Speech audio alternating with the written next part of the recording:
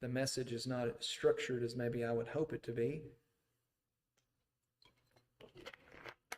but that's okay. Turn to Matthew chapter 24, and I would love to go through more of Matthew 24 tonight, but time would certainly fail us if we did. But I'd like to spend just a little time, probably not what you're thinking. You turn to Matthew 24, you immediately think, oh, we're going to talk about eschatology, end time stuff, but not so much. What we're going to talk about this evening is perseverance. Perseverance. I don't know that perseverance is a very popular word, because with it is just comes ideas, concepts. You kind of can visualize struggle, difficulty, long suffering. All those things kind of flood your mind when you think of perseverance. But perseverance is vitally important in the life of a Christian. It is so important to our lives, and I hope in some way I can articulate that and illustrate that tonight, and maybe it would help us tonight. But I want to first of all, and if you'll entertain me for a moment, I'd like to read a quote from Charles Spurgeon. And I don't often quote Spurgeon at this length that I'm going to this evening, but if you're familiar, and maybe you are, maybe you are not, this is long before podcasts, long before devotional books, but of anything of the sort we have today. Spurgeon had something. He had a little Spurgeon's morning and evening. It's like a little devotion, and there's a little thing for the morning and the evening. And this was from yesterday, and it was his evening devotion.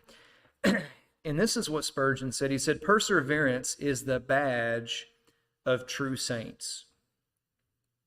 The Christian life is not a beginning only in the ways of God, but also a continuance in the same as long as life lasts."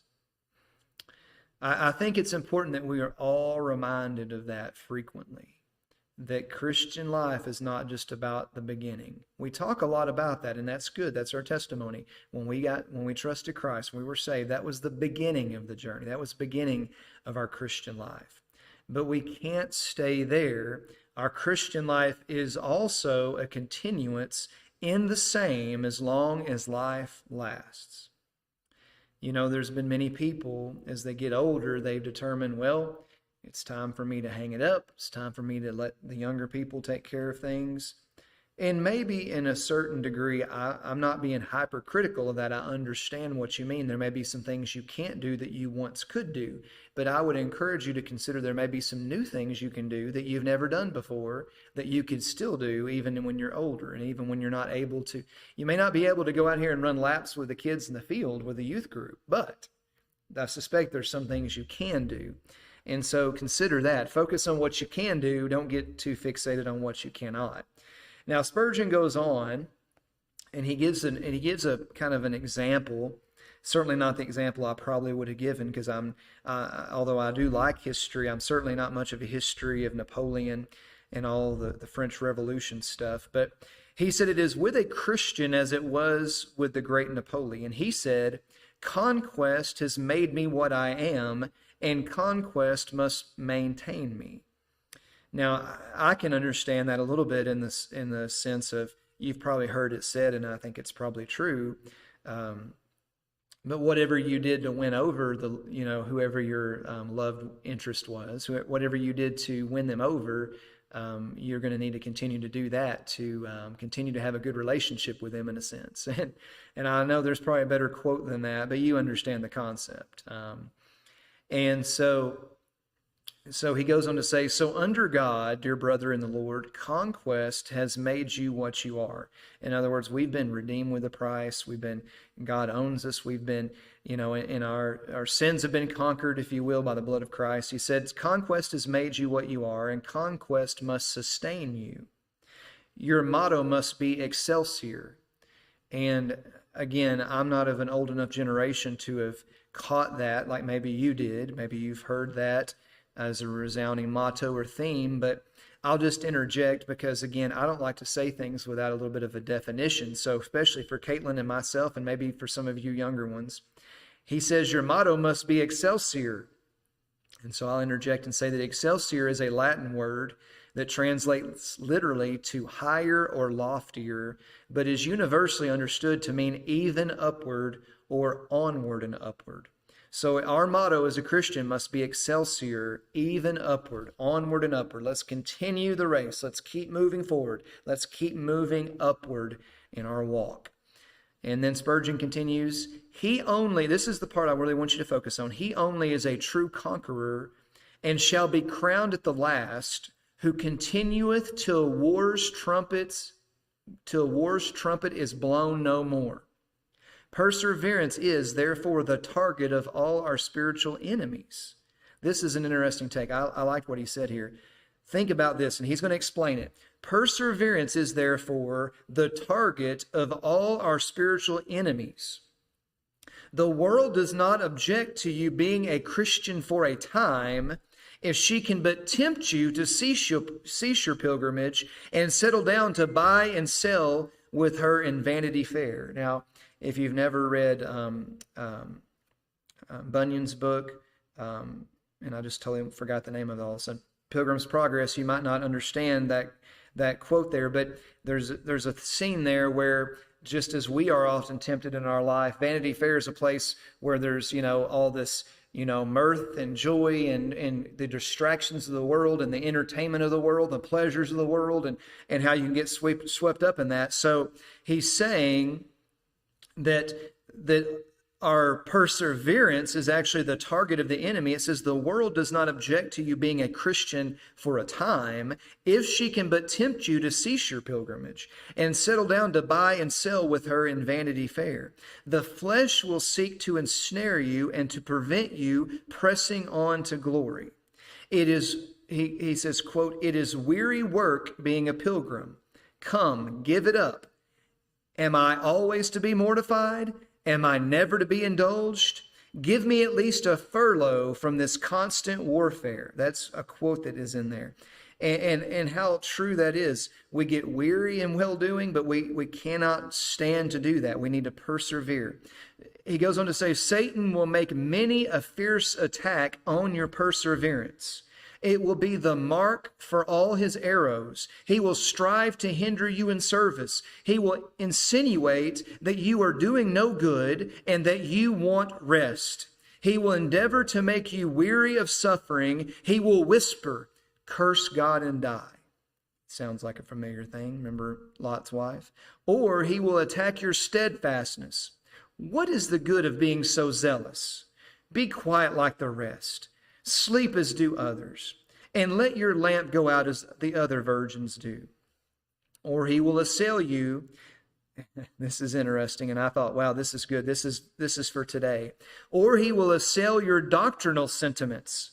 Why do you hold to these denominational creeds? Sensible men are getting more liberal. They are removing the old landmarks. Fall in with the times. Wear your shield, Christian, therefore, close upon your armor, and cry mightily unto God, that by his Spirit you may endure to the end. Perseverance. Matthew chapter 24, verse 13. If you understand the context, the disciples in the first few verses, they're showing him the building of the temple, and then he sits there in the Mount of Olives. The disciples come to him, verse 3, and they ask him privately, and they say, tell us, when shall these things be, and what shall be the sign of thy coming and of the end of the world? And he goes on to tell them what's going to happen. But in verse 13, he says something very important. But he that shall endure unto the end, the same shall be saved. Now, I've said it before, but of course it's bearing saying every time you cover a passage like this. It does not mean that your endurance, your perseverance, has anything to do with your salvation. It doesn't mean a spiritual salvation. It means a physical salvation. And I found a quote that can maybe explain that better than I can. It's certainly more eloquently than I can. So listen to this. Really what this is talking about is proof of genuine faith. Lifelong perseverance through trials is the evidence of true salvation. It is not a suggestion. Listen, It is not a suggestion that believers, quote, earn their salvation by their hard work. That's not what is being suggested by the verse. It is not a suggestion that believers, quote, earn their salvation by their hard work, but rather a guarantee that those who are genuinely born again will be preserved by God and will not completely fall away. I think that's good. I don't know if that was my phone or not. What my phone? Mine's on silent. Just making sure. But here's the thought with this. You know, there's been a lot of people, I've seen it, that have, and it was more popular maybe 5 years ago or so, but you see a lot of people, they were deconstructing their faith, right? They were claiming, I was once a Christian, I'm no longer a Christian, and those kind of things. But I'm going to tell you this. Now, some of those people may be confused. They may be discouraged. They may have a lot of doubts and fears. And perhaps one day they'll come back around and realize that they are one of God's children. They are saved. I don't know. That's between them and God. And that's the hard thing. I'm not their judge. And I don't understand what's in their heart. I don't know if they genuinely, truly were born again and saved one day. And if they are, I believe they still are saved. But what I do believe is that perseverance is very important. And perseverance is not a part of our salvation, but rather it is evidence of our salvation. It is evidence of our salvation. Again, it's not any way suggested that believers earn their salvation by their hard work, but rather a guarantee that those who are genuinely born again will be preserved by God and will not completely fall away. Just think about that. I thought that's good. And so if we look now, turn if you would for just a moment to Galatians chapter 6, another verse there. Galatians chapter 6, and we'll hone in on verse 9.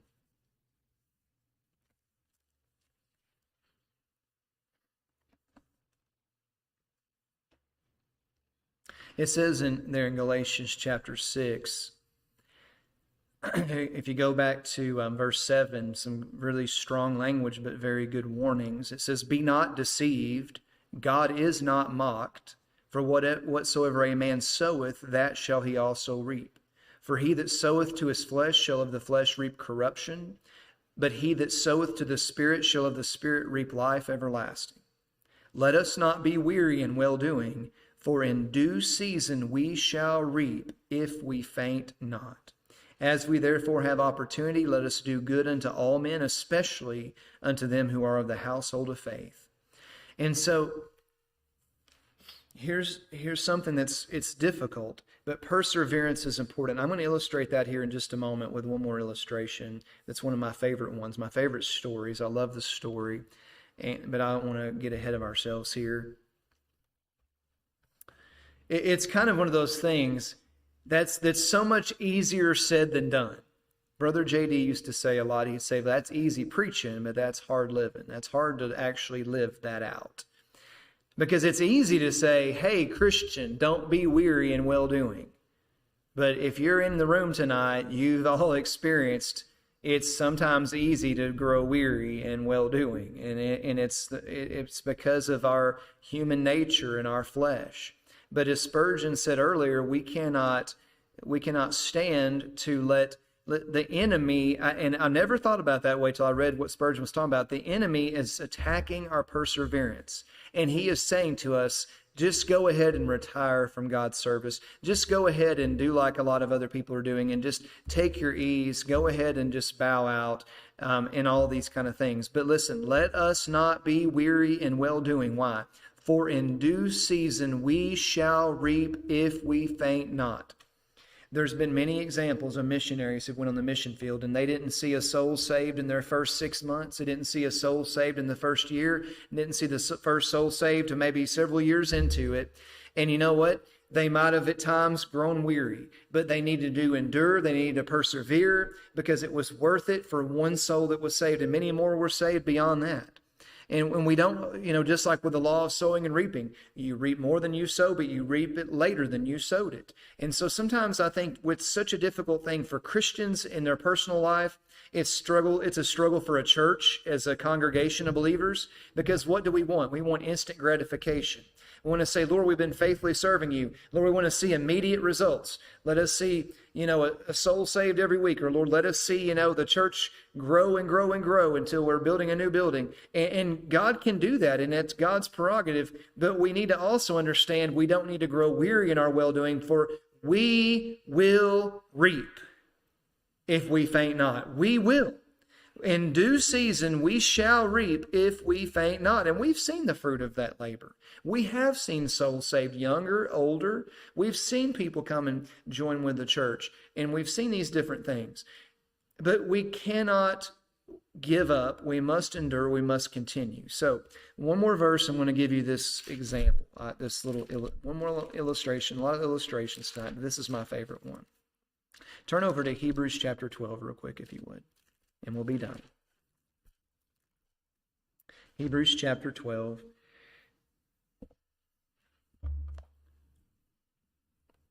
Hebrews chapter 12, verses 1 and 2.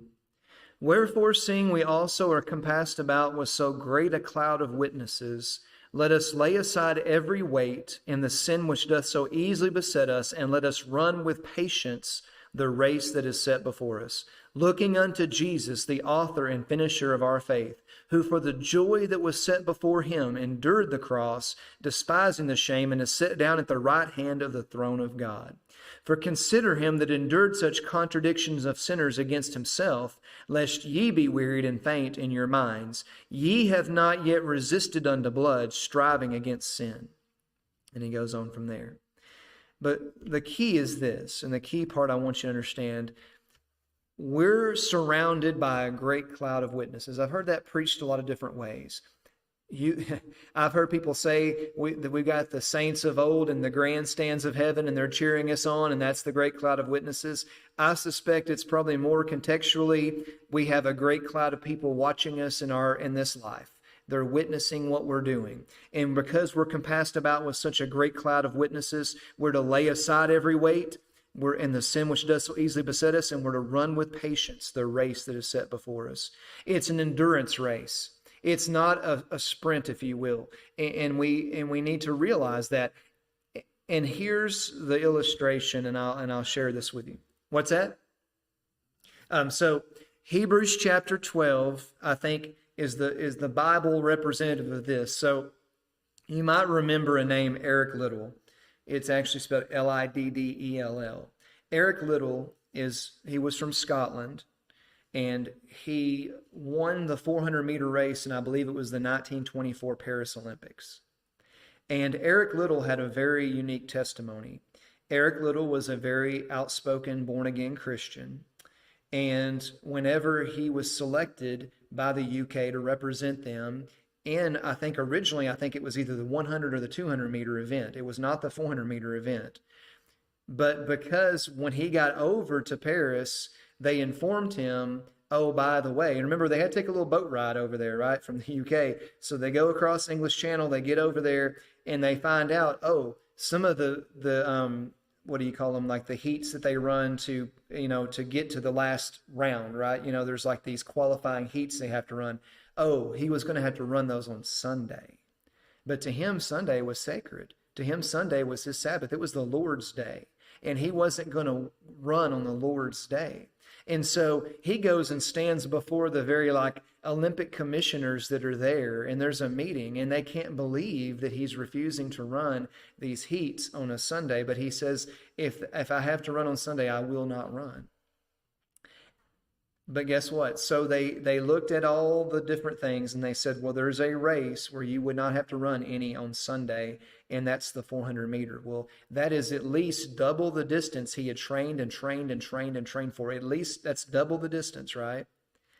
And this is a quote from Eric Liddell, because he won the gold medal in the 400-meter in the 1924 Olympics. He said, the secret of my success over the 400 meters is that I run the first 200 meters as fast as I can. Then for the second 200 meters, with God's help, I run faster. And in fact, I believe it was said that the last 50 meters of that race was what decided that race. And I've preached on it before about having a finishing kick and about finishing strong.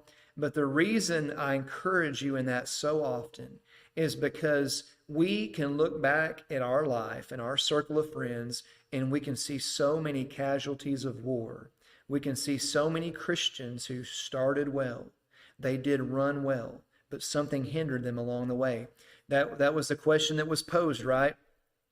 I believe it was Jesus that posed the question, one of his disciples, or to them, you did run well. What did hinder you?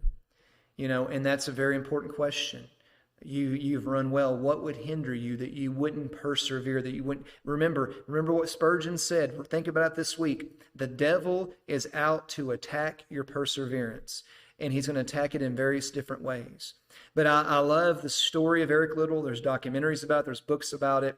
If you don't want to have time for all that and you want to watch a kind of a little bit longer of a movie, watch Chariots of Fire, right? Is that the name of it?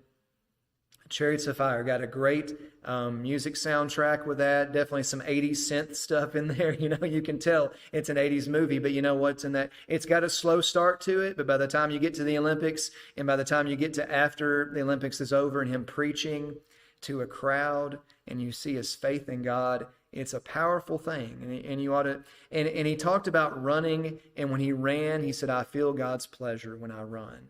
And you could just see it. The actor that portrayed him did a very good job in that movie. But here's the thing. What you need to do, Christian, you might say, well, I ran the first half of this Christian life as hard as I could. I ran the race to the best of my ability. So what do I do now? I'm on the trailing end of this. Well, what I would encourage you to do is do as Eric Liddell did for the second half. With God's help, run even faster. The second half, with God's help, run even stronger and harder. Finish well. Finish strong. Looking unto Jesus, the author and finisher of our faith, who for the joy that was set before him endured the cross, despising the shame. That sounds like perseverance, doesn't it? And it's endurance, and is set down at the right hand of the throne of God. For consider him that endured such contradiction of sinners against himself, lest ye be wearied and faint in your mind. Ye have not yet resisted unto blood, striving against sin. Wow. Way back in the book of Chronicles, 2 Chronicles 15:7 says, Be strong, therefore, and let not your hands be weak, for your work shall be rewarded. Be ye strong, therefore, and let not your hands be weak, for your work shall be rewarded.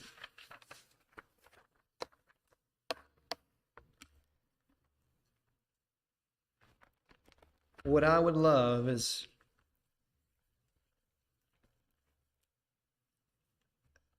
let me say this, because I intended to say this, and I'll say this and we'll be done. Spurgeon made an interesting quote there toward the end of his statement. Remember the little whispers, curse God and die.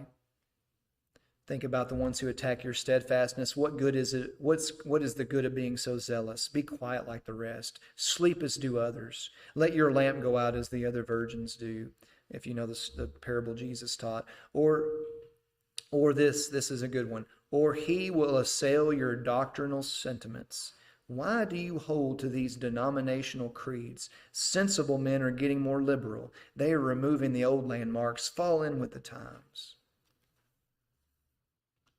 Folks, I'm here to tell you this is under attack today. I'm not talking about necessarily the creeds and the mottos. I'm not talking about necessarily the confessions that, those before us have made and have documented. I'm saying this book right here and what it says is under attack today. And people are saying, oh, why are you holding to that so stringently? Why are you holding to that so tightly? Why do you not deviate from that one iota? Because we can't stand to do that. We can't fall prey to the culture that says, oh, just the world's gone, out there and why worry about that? They're removing the old landmarks. Just fall in with the times. And you know what? I'll make one last statement, and I might get in the most trouble for this one of all. But in the last little bit, and I mean that, and I won't even, maybe in the last month, Lynn, I've heard some criticality toward our worship.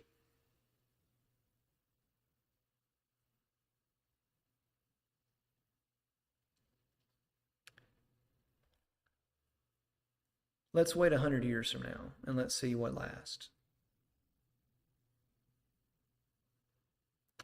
I'm sorry, folks, we're not going to have lights and smoke and a big band up here. We're not here to be entertained. If you want true worship, the true worshipers must worship him in spirit and in truth. And you need to get that book out and you need to sing it and you need to mean the words. You don't need to get caught up in some emotional experience. You don't need to get just caught up like you're being entertained at a concert. The church is not a concert venue. And I'm here to tell you that's under attack today. We need to persevere. We need to listen. The old landmarks. I'm here to tell you this. They always say, well, we ought to go back to the early church. I can assure you the early church didn't have a concert venue for their worship service. I guarantee you their worship service was very reverent. They were singing psalms and hymns and spiritual songs, making melody in their heart to the Lord. And they were doing it reverently and respectfully, and they weren't getting all out of hand and crazy and wild with that.